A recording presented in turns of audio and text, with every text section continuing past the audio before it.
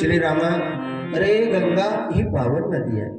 हिचं नुसतं नाव जरी घेतलं ना, गंगे गंगे वाचे म्हणता गंगा गंगा सकळ दोष जाती भंगा.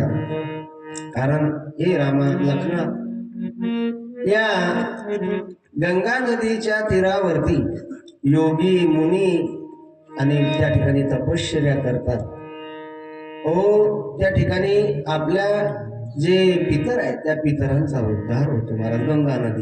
गंगा नदीमध्ये जर आपण स्नान केलं तर आपले सगळे दोष आहेत ते निघून जातात. आणि साधना जर करायची असेल तर अनेक ऋषी मुनींनी महाराज गंगा तीरावरती साधना केली.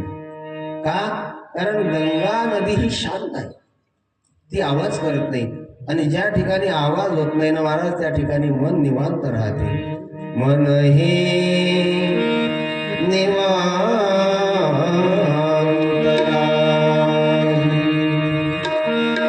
गंगे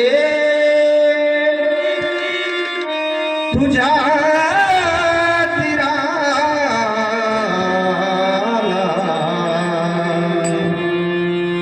मन हे